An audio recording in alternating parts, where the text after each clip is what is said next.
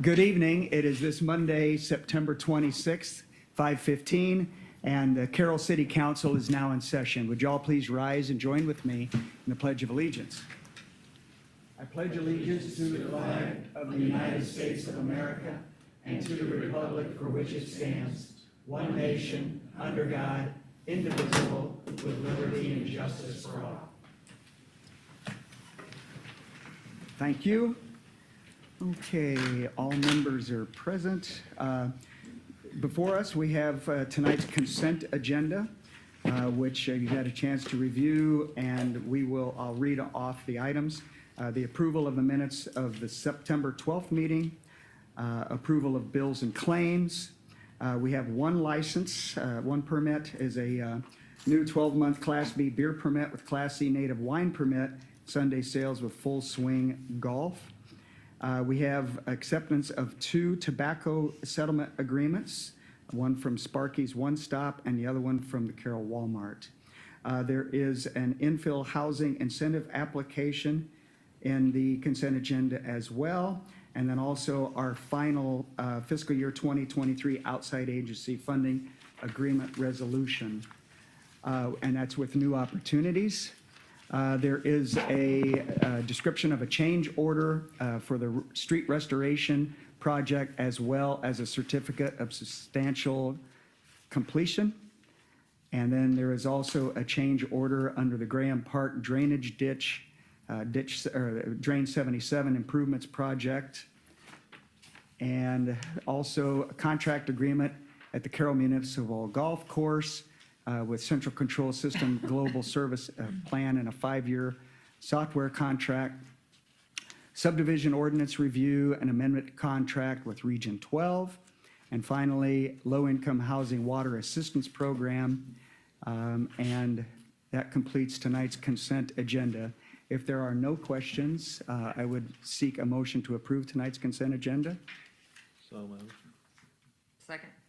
Okay, there's a motion and a second to approve tonight's consent agenda. Any further discussion? Hearing none, roll call, please.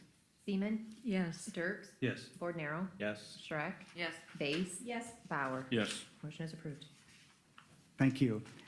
We have item number 4, oral requests and communications from the audience on any item that is not on tonight's agenda. I see none.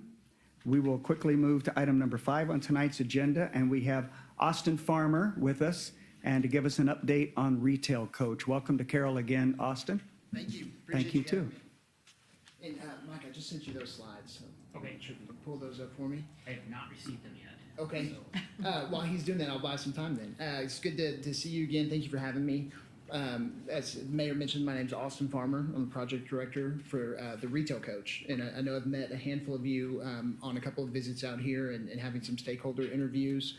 But we have been working with a combination of the Chamber and CADC and City to focus on retail recruitment specifically for the city. So we started our work almost 2 years ago, focused on what we call retail market analysis. So coming in and looking at really advanced data and cell phone data to see where people are coming into and out of the market to buy goods and services, something we call retail leakage. So when people are leaving the market, where are they going? And not just specifically what cities are they going to, but what specific shopping centers, developments, actual retail stores and restaurants they're going to. And through that process, realize there's actually a lot of opportunity in Carroll. And so our focus really has been, since we've gotten that retail market analysis done, going out and finding the opportunities that make the most sense for the city in terms of what retailers and restaurants should be here and that really can fill those gaps, and then actively recruiting them into the market. And so we effectively act as an extension of the city and the Chamber and CADC's staff as dedicated retail recruitment specialists. And so we're going out and having conversations with those targeted retailers, restaurants. We've actually expanded our scope significantly since we started to really focus on developer recruitment. We've got a big push for downtown specific retail recruitment as well.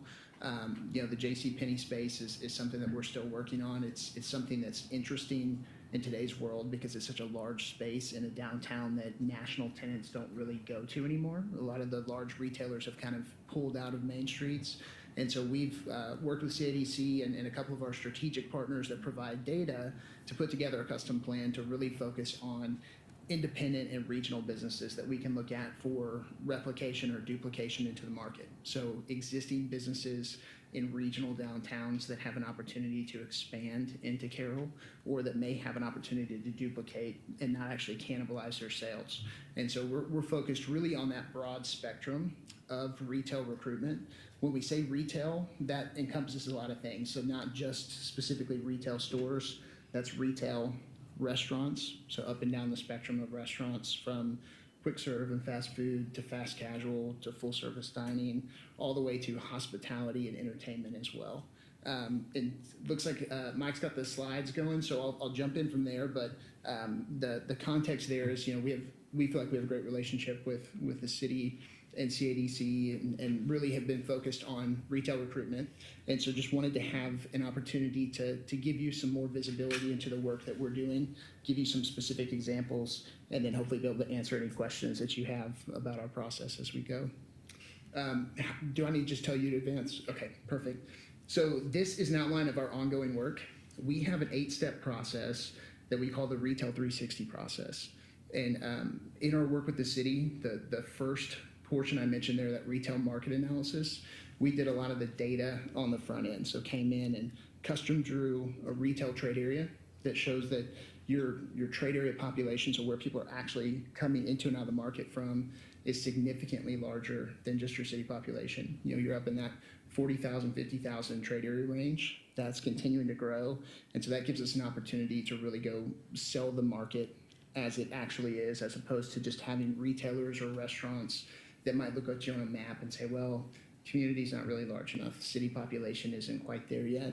So those first 4 phases there were really a kind of a subset of that retail market analysis. So we looked at retail opportunities. So what actual retailers and restaurants fit the market based on a lot of factors: store spacing, trade area size, store format, lots of different factors that national retail site selectors look at when they're looking at markets, and really identified who grades out well for the community, if that makes sense. We have a lot of factors. We can say, hey, everybody wants Nordstrom, but they just don't look at communities like Carroll, and really filter through that data and say, here's who does, and here's where there's an opportunity to not only find low-hanging fruit of retailers that should be here, but also identify some potential aspirational retailers that we think we could get here over the next couple of years. So working with the group from the city and the chamber, we put together a retailer match list that originally had 40 different retailers and restaurants. That has expanded to over 60 now, as we've gotten feedback from some of those retailers and restaurants. If we've gotten some that have said, hey, the market doesn't fit right now, or we're not expanding coming out of COVID, then we've gone back and kind of put them in our follow-up pipeline. We're staying in front of them every quarter, but we're continuously refreshing who's on that list and trying to find new opportunities. The third and fourth there are developing or finding development and redevelopment opportunities. So we put together a sites inventory and did a sites analysis for the community on highest best use based on new development opportunities where there's land available, redevelopment or backfill opportunities based on some key sites like JCPenney and some of the vacant fast food restaurants that have been left behind.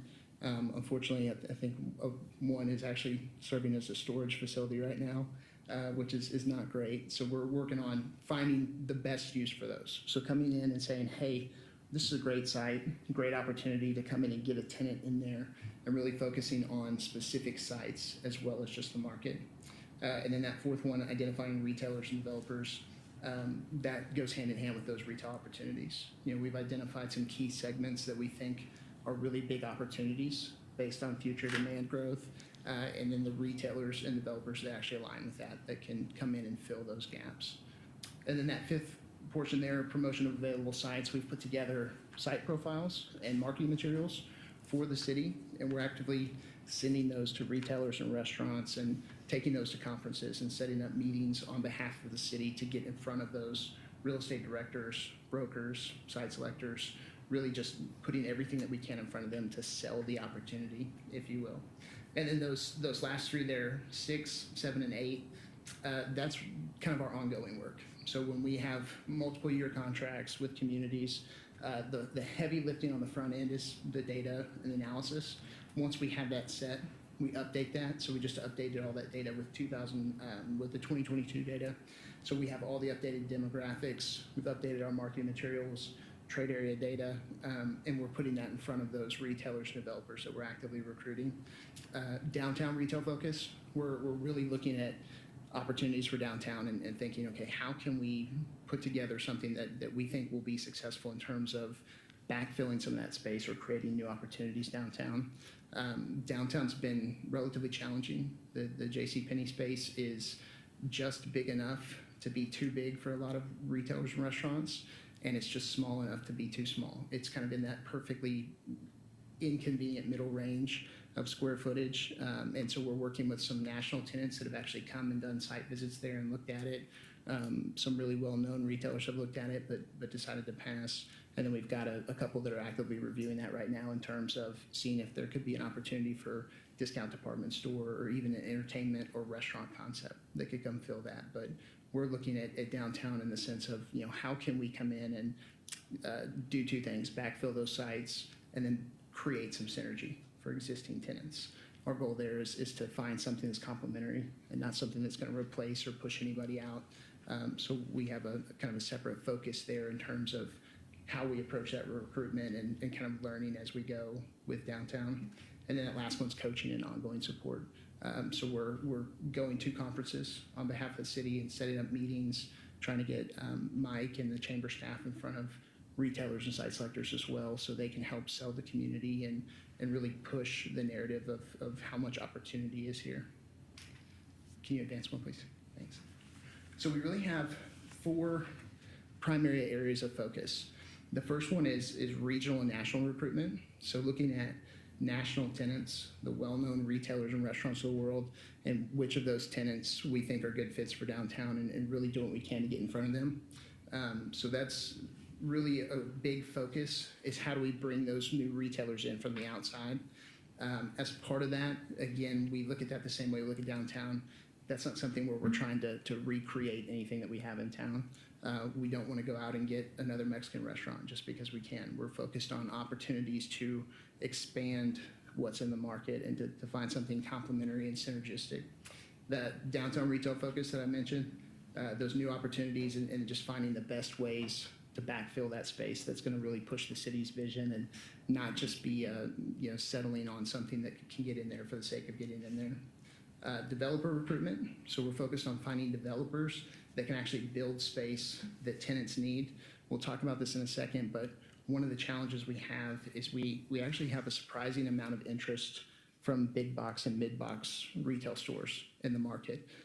Quite honestly, more than I thought there would be for a community similar to Carroll. And so that's really great, but there's some challenges there. There's not a lot of inventory of second generation spaces. So we need developers that can help us partner with us or buy land and actually build what these retailers need. A 30,000 square foot anchored retail center that has a spot that we can put a big box tenant.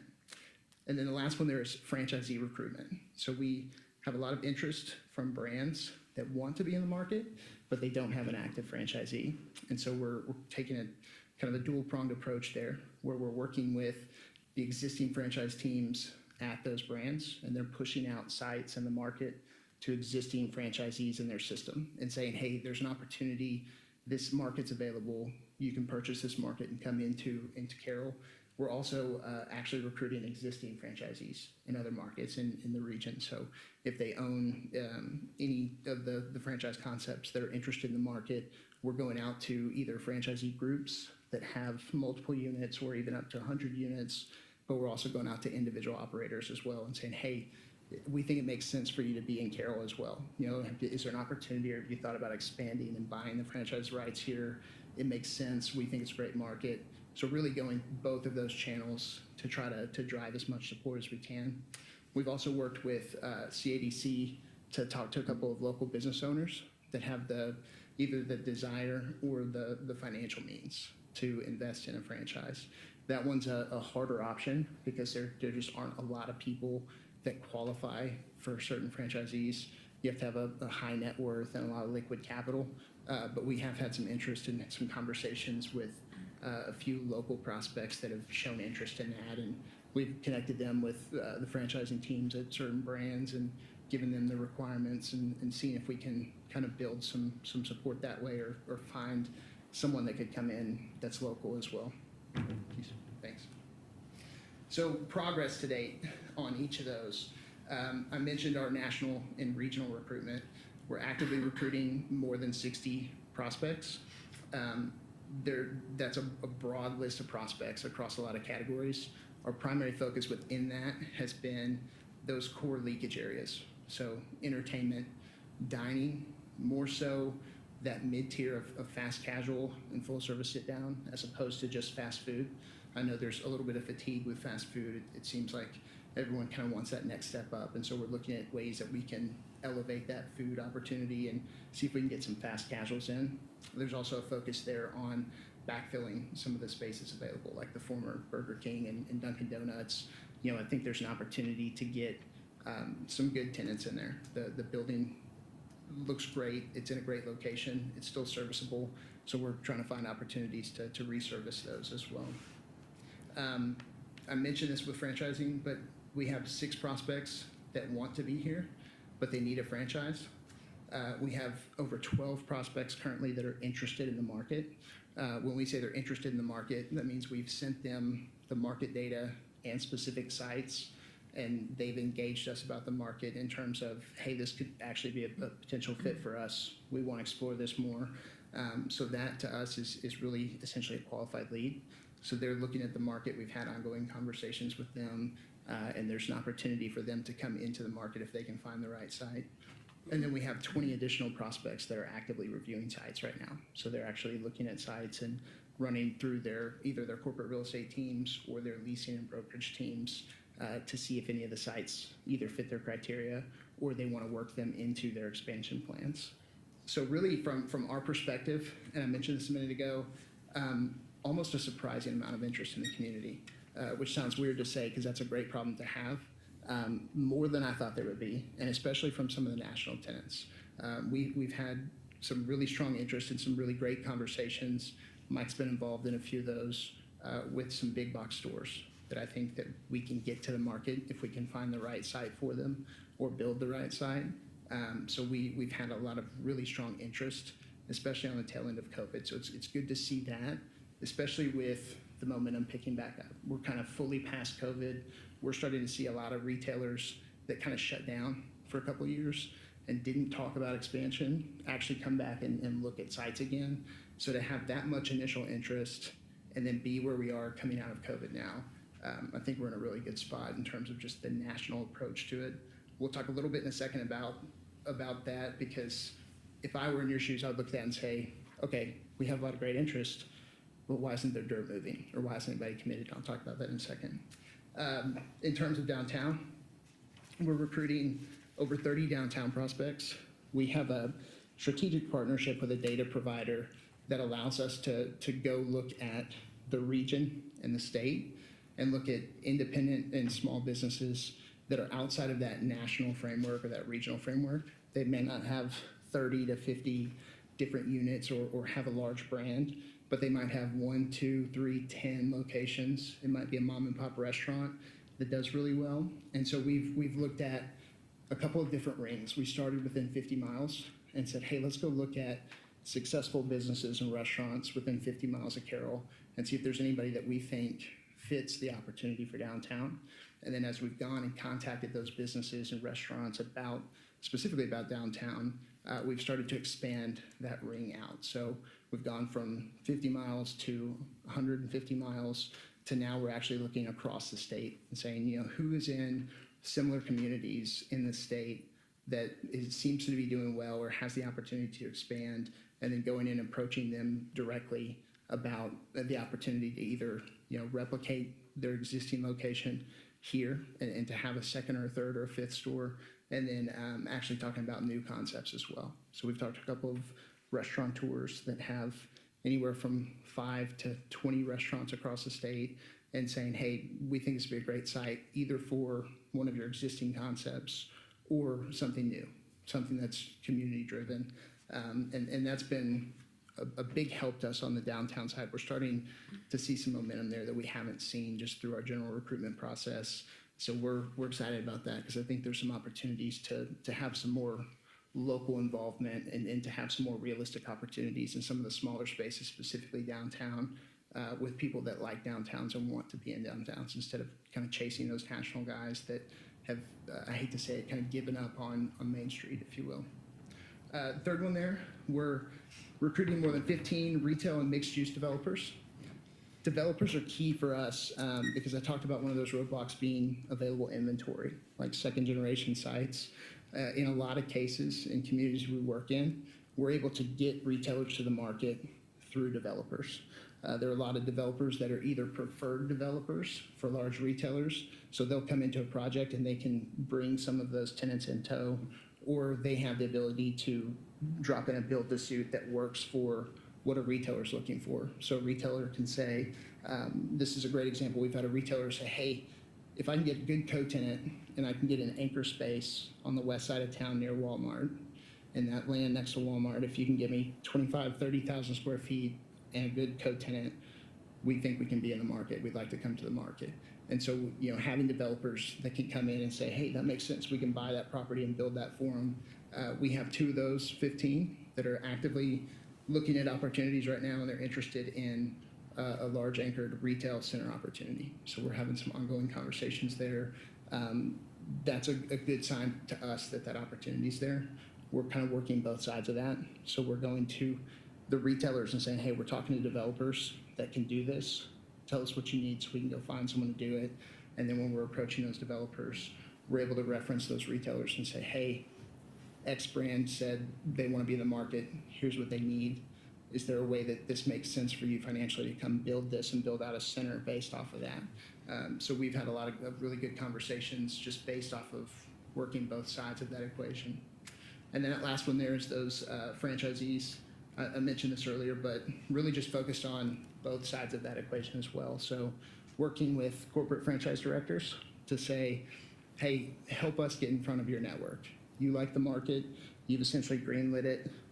Let's push this out and see if there's anybody that's already proven that owns an existing unit or more, and see if they'll want to take the opportunity, and then actually going out to those existing franchisees that have businesses and approaching them directly as owners and saying, hey, this is a great opportunity to expand.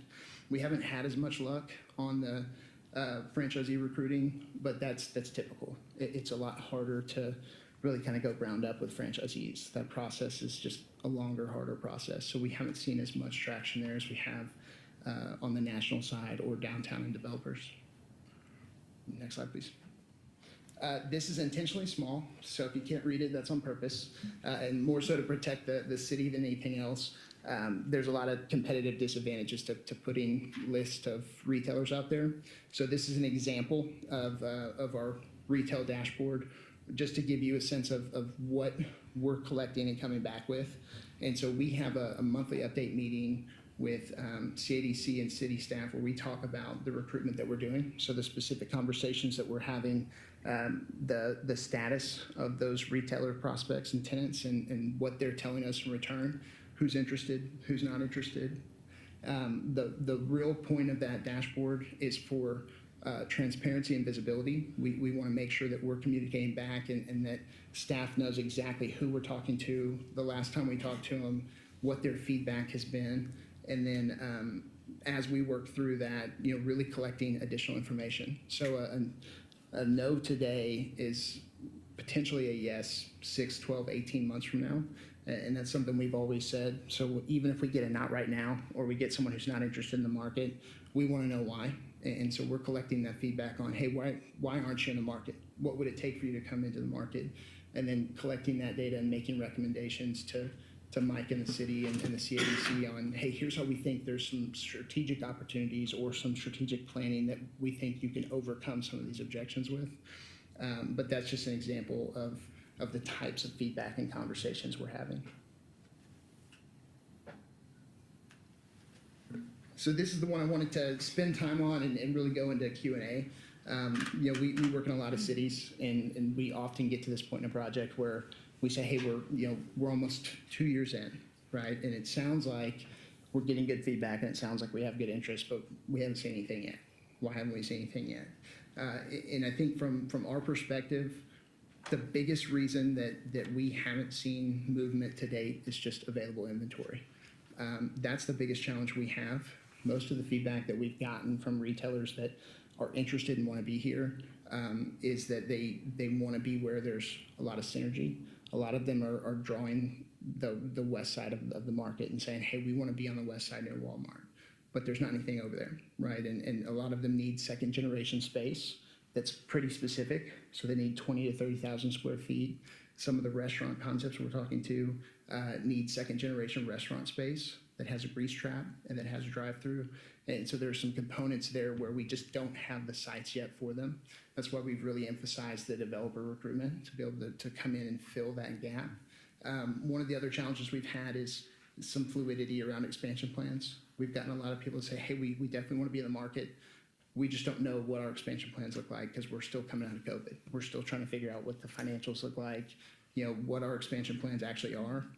The flip side of that, and I mentioned momentum earlier, is that we're starting to see a lot of momentum shift where we're seeing the retailers and restaurants that were performing well before COVID are actually coming back to their pre-COVID expansion plans. Some are actually expanding past that. So some of them did really well during COVID and they're actually starting to move beyond what they were slated to do. But those are really the two biggest areas that we're getting objections from is, hey, we want to be here, we like the market, we just don't know where we would go. And so that's where our focus has been in terms of overcoming those objections is, hey, let's go find developers or work with Mike to say, okay, what can the city do? Is there anything we can do to find that opportunity or to present that opportunity to get that space? And then with the expansion plans, we're just staying in front of them. So we're following up with them at least monthly, and in most cases bi-weekly to just follow up and see where they're at in terms of expansion.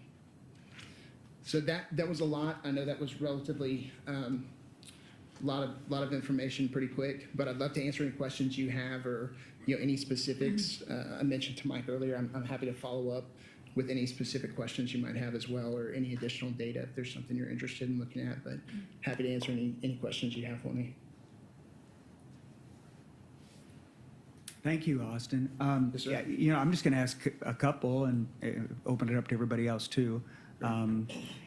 How often do you hear that a 4-lane Highway 30 is a problem, or without a 4-lane, or the necessity of it? Are you in your second of 3 years? We are. Yeah. Yes, sir. Okay. I believe So- we're halfway, so or you're- a little over halfway through second So year. you're chest deep. Yep. What are you hearing about Highway 30? Highway 30, it's more of a pro than a con at this point. A pro. A pro for retailers and restaurants. So traffic counts are higher than a lot expected it to Okay. be, especially when we look at some of the tourism data. So who's coming into and out of the community and who's passing through. Okay. We just did a study on Merchants Park to find some data for a potential grant, and it's actually kind of amazing how many people are coming to the park and how many are coming primarily through 30. So that's important because retailers are looking at it saying, okay, there's more traffic there than we think.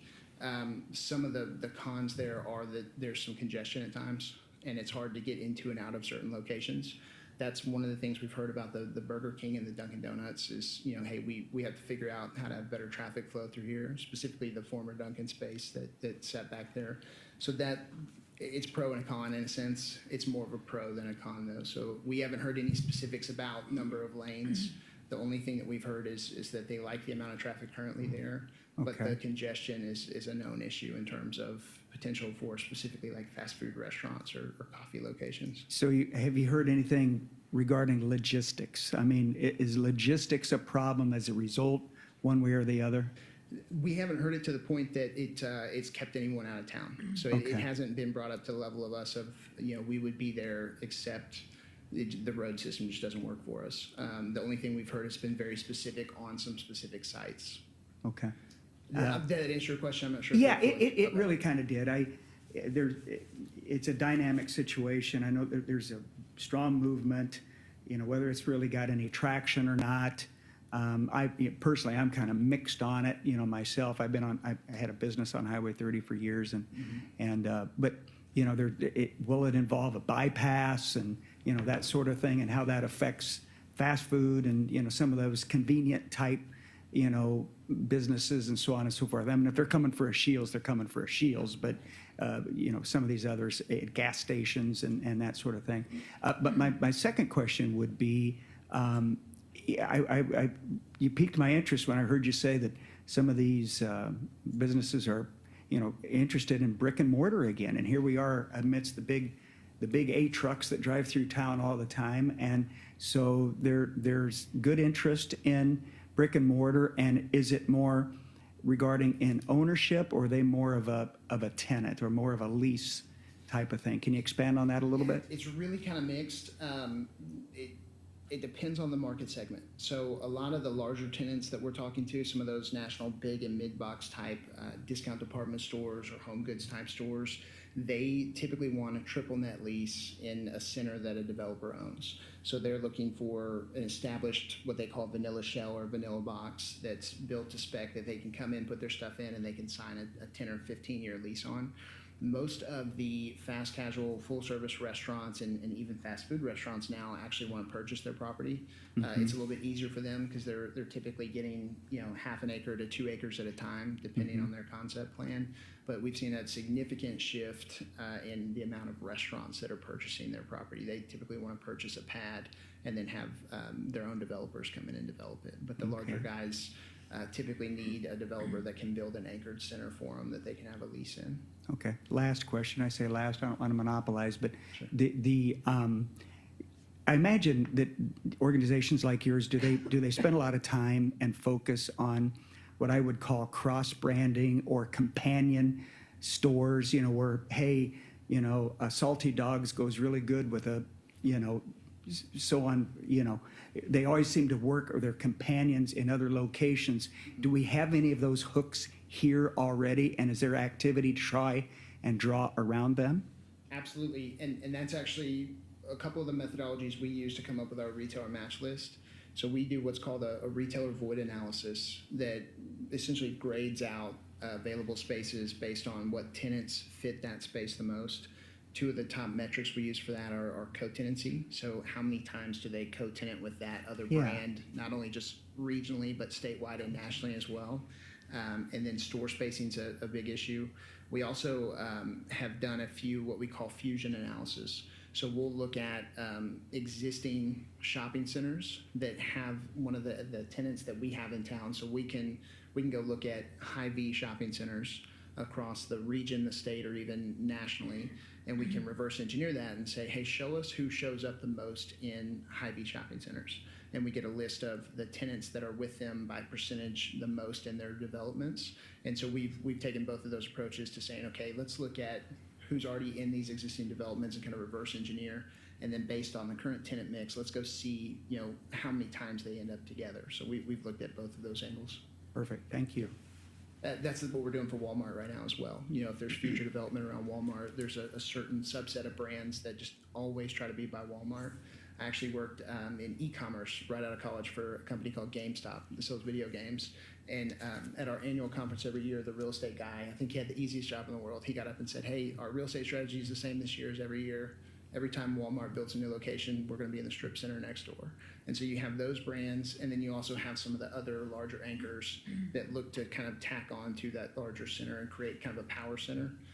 So we've looked at that and said, okay, this is what we're seeing the most just throughout Iowa and then through the Midwest, and kind of ranked those and said, okay, let's go look at some of the TJ Maxx's or Five Belows and the typical tenants that you would see clustered together, and start to see if we can kind of build that out based on the interest that we get from them. Perfect. Thank you. Anyone else? Questions for Austin? Is the biggest delay right now COVID? I would say yes and no. It has been, and for the last 2 to 3 months, it's been becoming less of an issue.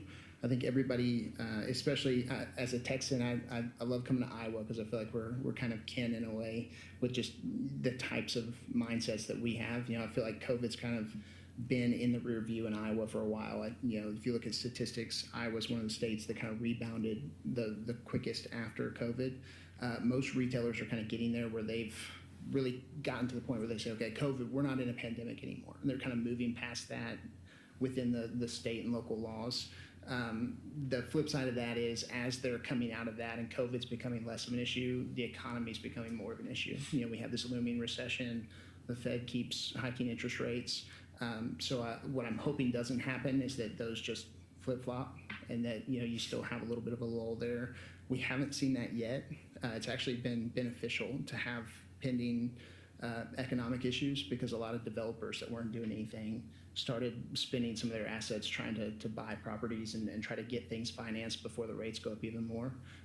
So it's actually been a good mix to now, but we're starting to see some people slow down and say, okay, what do we need to do to plan for this for the next 18 months if there's going to be a recession? But COVID for the last probably 2.5 years has been a leading slowdown or roadblock, if you will.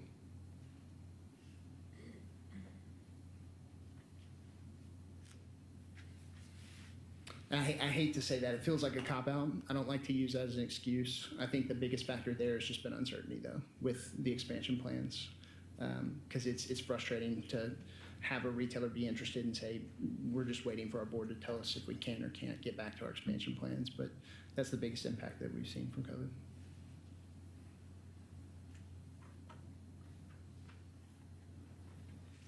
Anyone else? Very interesting, thank you. And I might, if you don't mind, I might follow up with you with a thing or two. Not that it can't be done here, but just questions, and I don't want to monopolize the rest of the evening, but I find a lot of what you had to say quite interesting, so thank you. Absolutely, and more than happy to share any of the data that we've done for the city. We have a lot of interesting data that we've run on just the market as a whole, and even for local businesses. That's something I didn't put in this presentation, but one of the things that the chamber and the city has been very adamant about is that we're not just trying to bring in new businesses, we're trying to help existing businesses as well. So we've used a lot of that cell phone data and a lot of the kind of Fortune 500 data that most businesses don't have access to help some local businesses as well.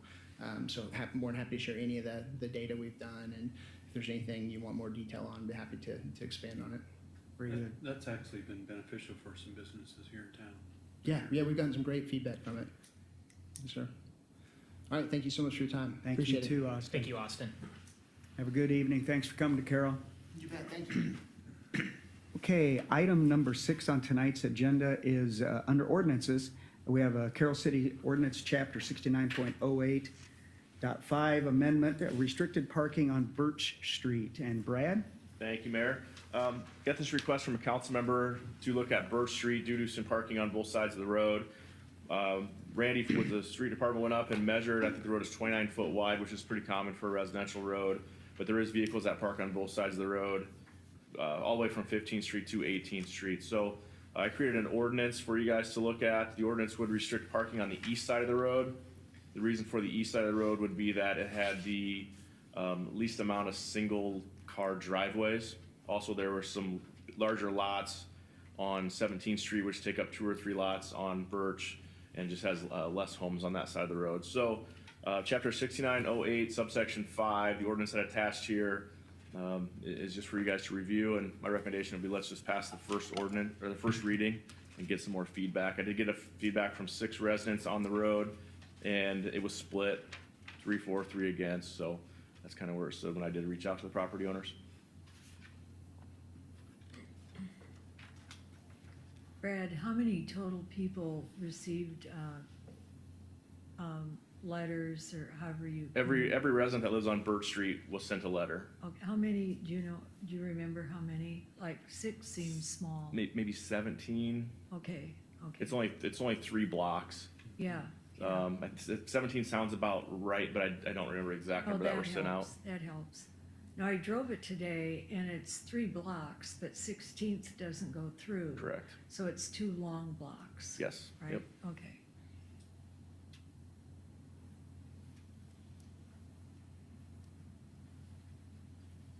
Yeah, I've lived on the south edge of that for, my first 10 years, 12 years here.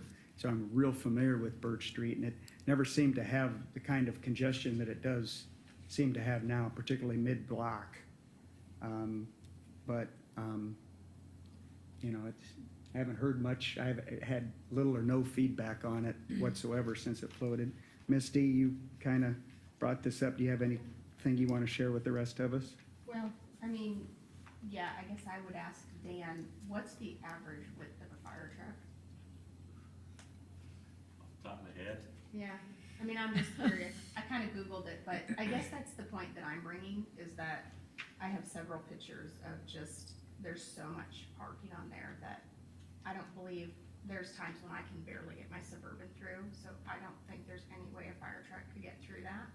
And there's a lot of bus traffic as well. And the buses they're moving, so, I mean, it helps slow the buses down, but I'm just waiting for somebody's car to get hit or some child to get hit.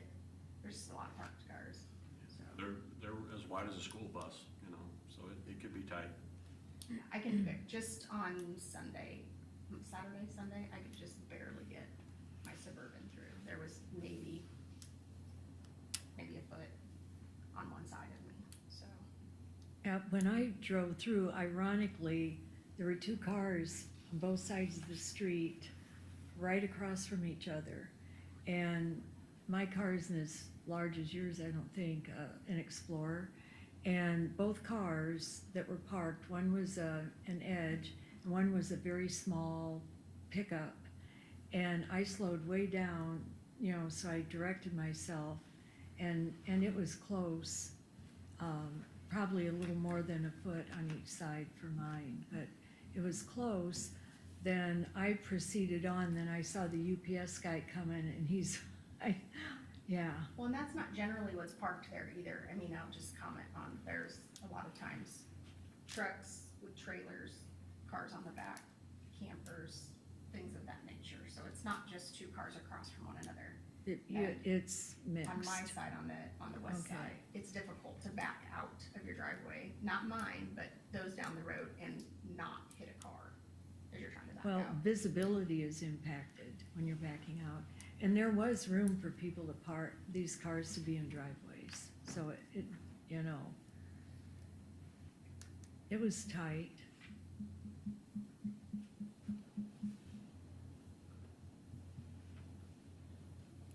Any other comments or questions for Brad? I received zero Yeah, feedback on this. same here. Misty, our last truck was 8.4 feet wide. I just looked, so. Thank you. Yeah, pretty close to a third of the width, isn't it? Yeah, yeah, close to it. Mhm. And I hate to say, we have had incidents where we've hit vehicles trying to squeeze down a street, so it does happen.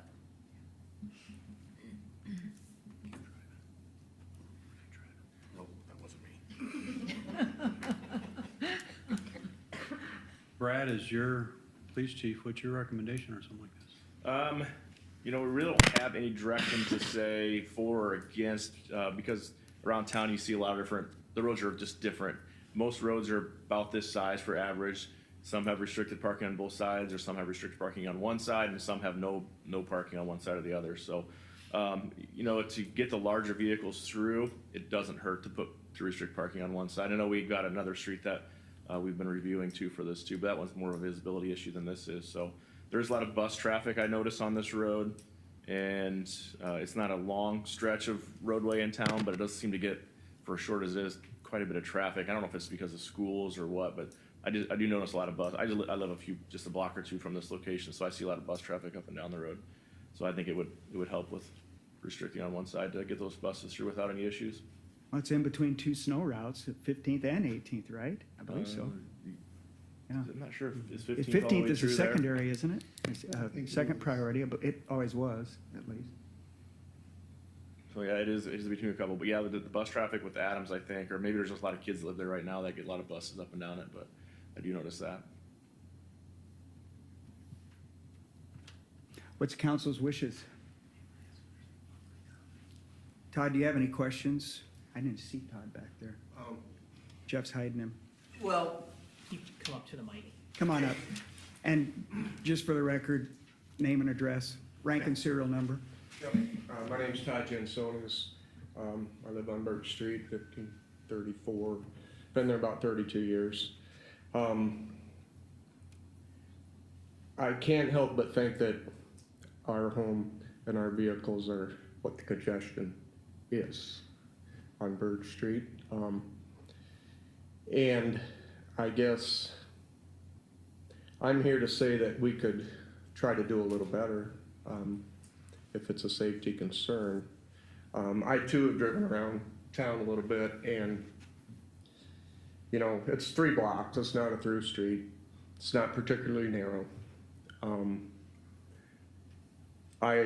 To be honest, I feel like might be a bit of a conflict of interest for this to be on the council as opposed to just neighbors communicating.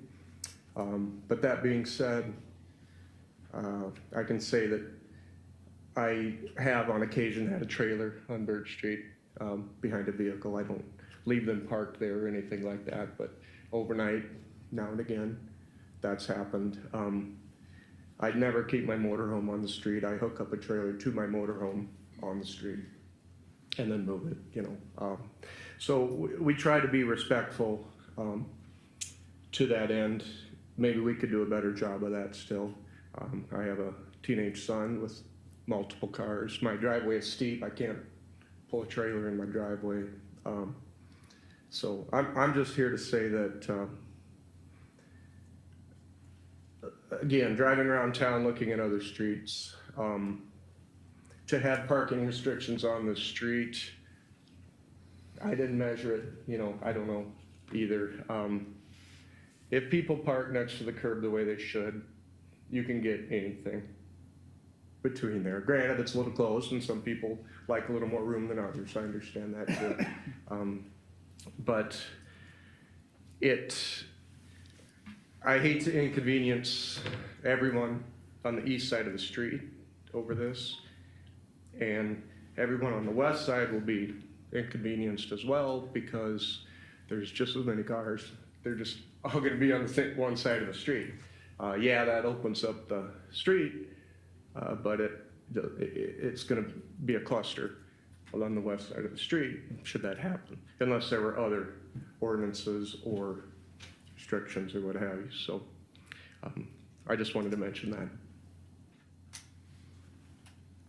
So I guess I'm saying, as a resident, we're strongly against it.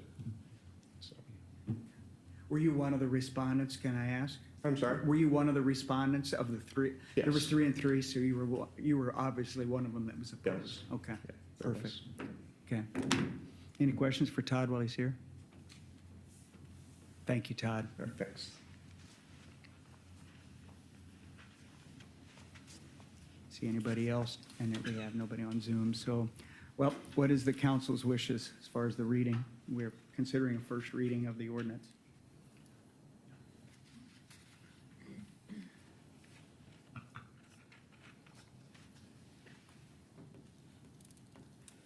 Does anybody want to make a motion to approve the first reading?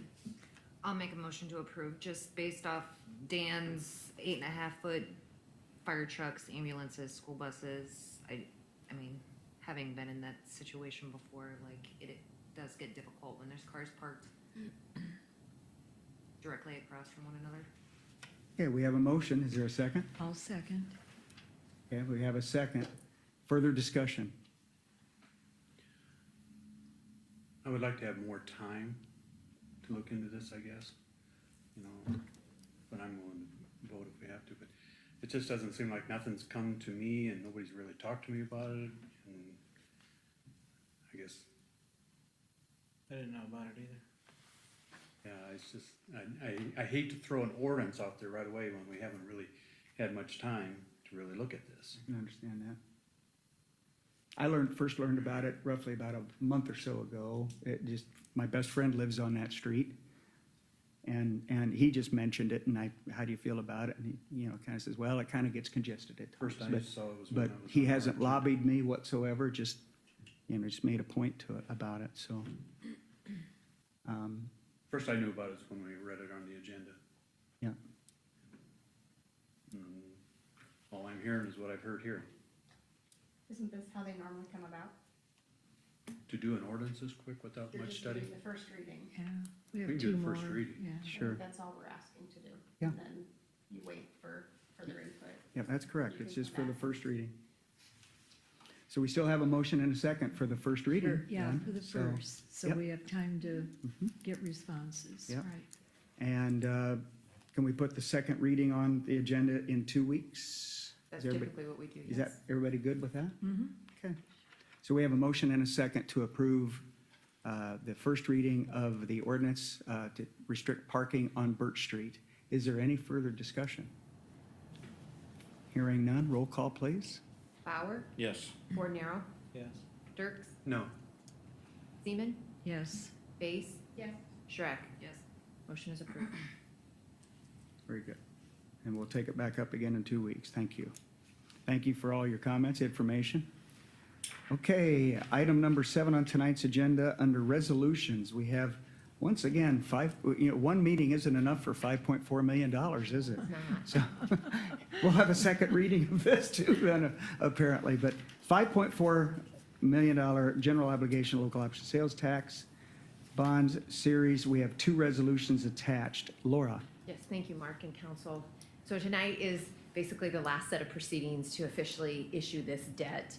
There are 2 resolutions, one to appoint the paying agent, which is UMB Bank. We've worked with them for quite a number of years, and they do a good job, and we have had no issues with them. And the second resolution then is to actually issue the debt and levy a tax to pay for it. However, the levy is the backfill. We're planning on using local option sales tax as our first funding source to repay the debt. And if for some reason that is not enough funding there for that, then we could go to the general levy of the taxes. With this resolution, though, there are a couple of things that I wanted to point out that bond counsel wanted me to point out. With this, we're also approving the tax exemption certificate, which sets out a number of details of facts and promises and obligations that the city will agree to and we will do while these tax exempt bonds are outstanding. The certificate was enclosed. This is very common piece of, or the packet of information that the city has had to deal with in the past. So it's nothing new, and the city has followed it in the past, so we intend to follow it again. Also, the continuing disclosure certificate requires the city to provide annual financial information and some other operating data to what's called the EMA system, or the Electronic Municipal Market Access System, which this is a system that potential investors or in any type of person, it's actually open to the public, can see information that we put out there. It includes the audit report and other information that's listed in the continued disclosure. A lot of it, some of the information was also in our offering statement that council saw last meeting or 2 meetings ago. Once again, this is also a very common requirement, and we've been following it for other issuances and don't have a problem with it for this one either. So with that, I would entertain any questions council may have about the 2 items before you tonight, the 2 different resolutions. So once again, the first resolution is just to name the appointees, and then the second one is to levy the tax. Yes, Yeah. we're planning to close on this on October 12th, and then that would close the deal and all the remaining bond proceeds would be received. Perfect.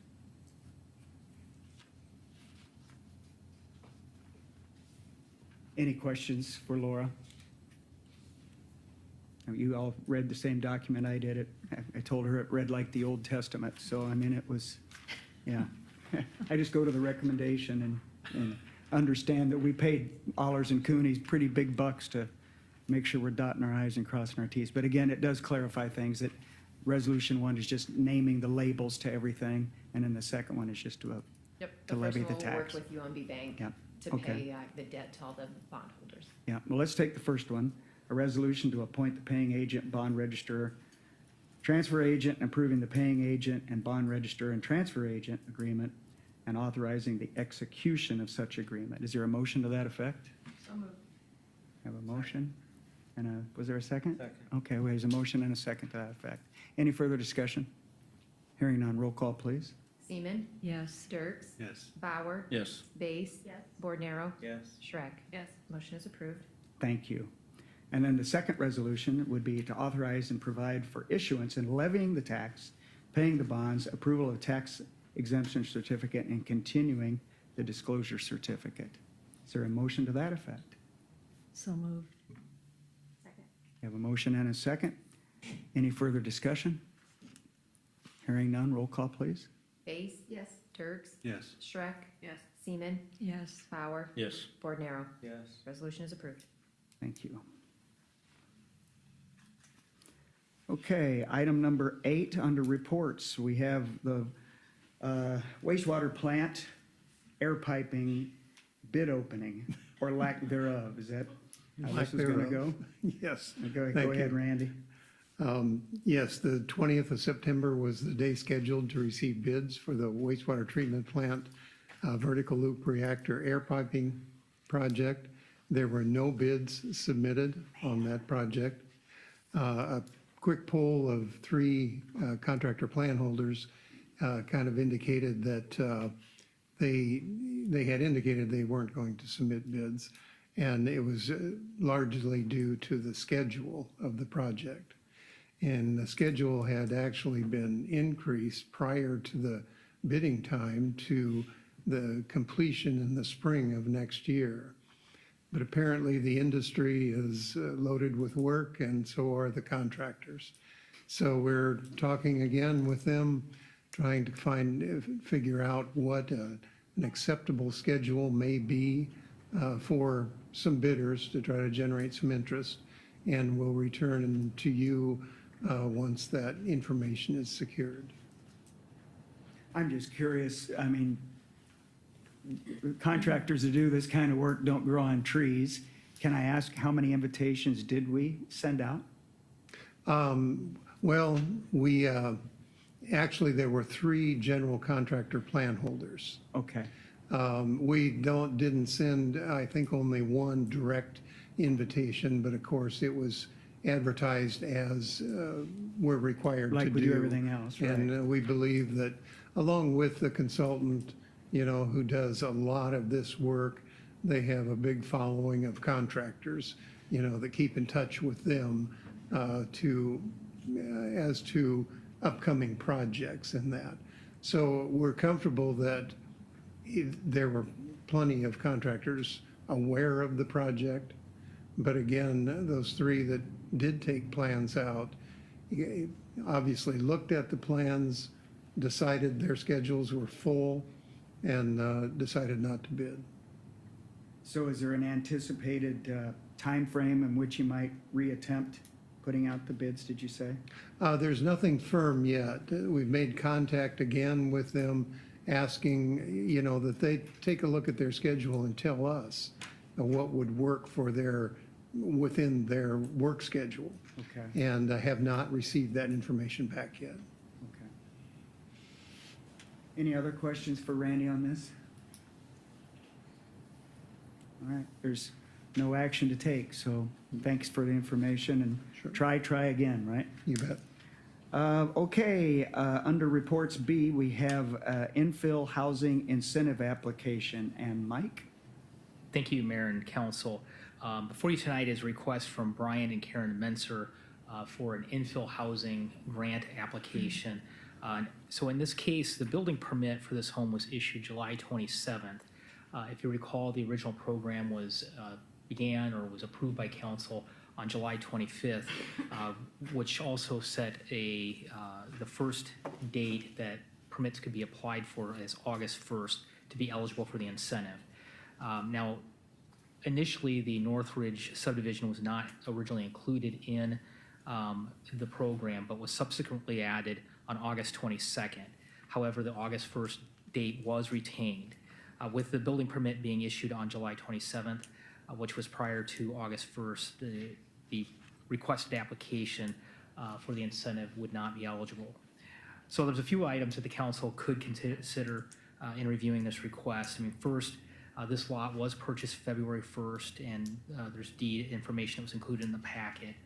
And this was prior to the council holding any discussions on housing, which was March 28th of this year. Additionally, the building plans were dated April 9th, which was prior to, again, the original council discussion, and was also prior to discussions at the staff level or even the council level on July 11th of even creating the proposed incentive. So it would appear that the Mensers were going to build the house prior to the start of the infill housing incentive program and may not be a motivating factor in this case. Additionally, the second item that the council may want to consider is, and if exception is made in this request, there likely will be additional requests for an exception. Including the Mensers permit, there were 6 single-family homes permits issued in 2022 prior to August 1st. Each of these homes would otherwise be eligible for the incentive if the city would retroactively make the incentive available to them. And I included the list. I will tell you, I have received a call from one of the properties, the 120 North Court Street, inquiring about the incentive and wanting to make application. They talked to me on Friday, and basically I said at that point it was too late to make an application for this meeting, but the council would be discussing this particular Menser application, and then that would probably give us some guidance on where to go. Additionally, I've had an individual that had completed a house 2 years ago now, also inquiring about if they would be eligible for the proposed incentive. So certainly, if the council would make an exception, there would be a potential for additional requests that the council would face. So for those reasons, staff is recommending that the requested incentive be denied, and I would be happy to answer any questions the council has this evening. So thank you.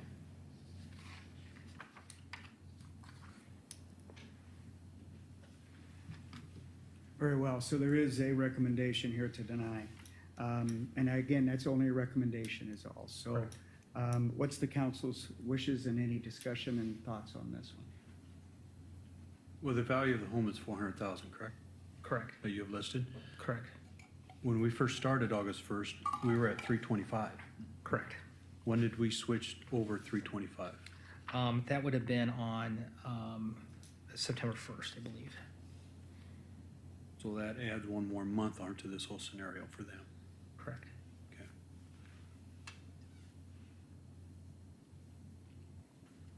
And the $75,000 one, they can use our Abatement? abatement. They could use tax They all abatement. can. Well, at least, yeah. But certainly they would like the 200, or they would like Yeah, the I get that. $20,000 too, if that's Yeah. available. Yeah. And you're right, I mean, all these properties would be eligible for the tax abatement program. Well, that's what I'm saying, the 120 North Court just made the abatement amount. Right? Correct. I would know, I did have discussions with that individual, that's the building permit value, which I think we need to look at a little closer. Okay. I was told that their home will be closer to $200,000. Okay. Why the discrepancy there, do you know? I don't have a good Okay. answer there. Okay, yeah. Because it really stands out. It does. Now, I would say it's a pretty modest home, Yeah, I get that. and so Yeah. that's a driving factor.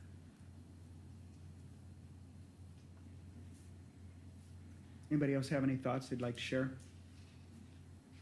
I just think it would be a bad precedent to ignore the rules that we discussed over and over. I felt we were very thoughtful throughout the process and trying to be fair and equitable, and really looked at the market.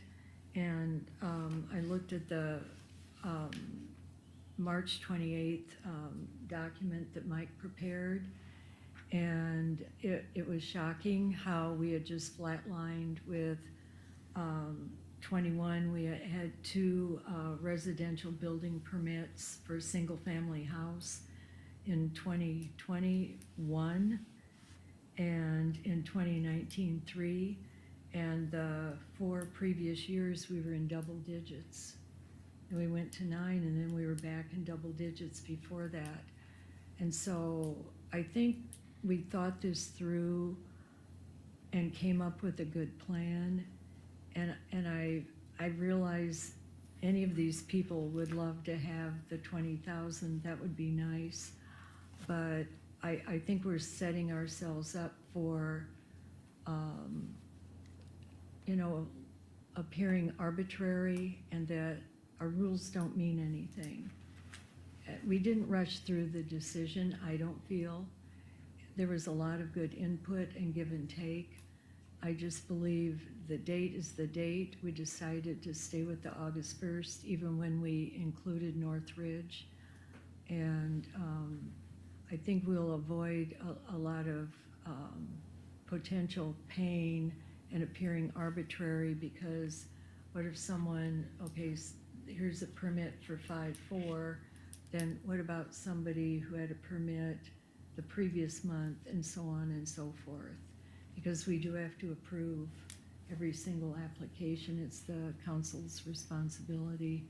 So I think we should stick with where we're at and keep with our mission that we had gone flat, and how do we incentivize moving forward with new building plans.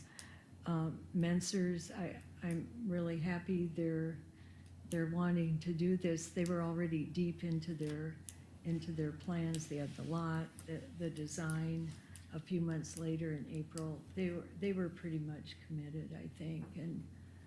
But I think, to be fair to the whole public, I don't want to go there with being arbitrary and saying, nope, the August 1st is meaningless.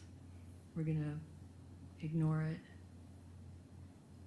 Thank you, Carolyn. You know, to your point, looking back on since January, you know, certainly all of us, and particularly from my position is, you know, we spent about the first quarter kind of studying the problem, you know, and possible solutions. We spent the second quarter, you know, throwing stuff against the wall and see what would stick, you know, and doing a lot of investigative work and legalities of it all. And I think we tipped our feet into the water. I mean, I think that's where we got into the 325 thing, you know. And then, you know, as we moved forward with it, I distinctly remember sitting right here thinking, where are we gonna put, you know, the axe in the log? Is it gonna be here, or here, or here? And, you know, there was quite a little bit of discussion on that. And if I remember right, it was pretty much the last meeting in July. And we says, well, let's make it effective August 1. And that's pretty well how it played out to everybody else's recall, right? So, I mean, it's, you know, to your point, it would be a little trepidatious to be retroactive with it. I think we'd be setting ourselves up for a lot of controversy. Anybody else have any thoughts along this? My only thoughts are, I mean, we did take a lot of time putting all this together, and we could have chosen something else.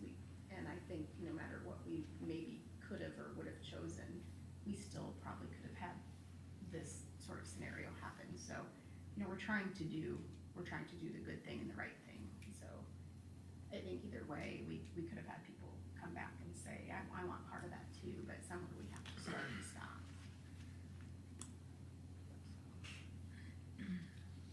Thanks, Misty. Anyone else?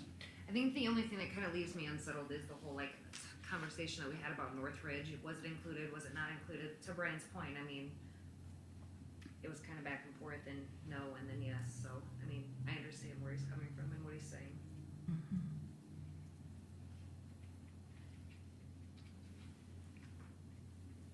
Well, once again, the recommendation is to deny. That isn't what we have to do, but is there a motion to any effect here? There's either a motion to deny or anything else. I'll make a motion to deny, just otherwise you're gonna open up a can of worms for everybody prior to August 1. Okay. Was there a second? Okay. We have a motion and a second to deny the application for the infill housing. Any further discussion? Hearing none, roll call, please. Bauer, Yes. Bornero, Yes. Seaman, Yes. Base, Yes. Dirks, Yes. Shrek. Yes. Motion is approved. Thank you. Okay, that concludes the business. Any committee reports from anyone? No comments from me. How about from the city council? None? How about from the city manager? Just a reminder, we do have the Adams Street open house. Now, it's an open house, there's no presentations will be occurring tonight to meet with the residents. That'll be from from 7 to 8:30 this evening. I will also have one Wednesday night from 5:15 to 6:30, so everyone's invited to those. Otherwise, have a good evening. Thank Is you. Wednesday night the same as tonight? Yes, and again, it's more just meeting one-on-one with residents. I know Randy's done some good work to put together some individual information for each property owner, and then an opportunity for them to ask questions specific about their home and what the impacts of the project will be. Anything else? Is there a motion to adjourn? Motion to adjourn. Question, Oh, question? so with this meeting tonight and Wednesday night, when do we get to address the council with this? I thought they were gonna be here tonight. There'll be a future council discussion that will happen, but this is just the first of a series of meetings that will be occurring on the Adams Street project itself. A series more than two? Correct. I plan to be here, Randy. Thank you. I'll be Same here. Yeah. Yeah. I didn't leave my car running. We're in good shape. Any other questions? Motion to adjourn, I think, was made and seconded. Yes. Any further discussion? Hearing none. Roll call, please. Base? Yes. Dirks? Yes. Bauer? Yes. Bornero? Yes. Seaman? Yes. Shrek? Yes. We are adjourned. Thank you.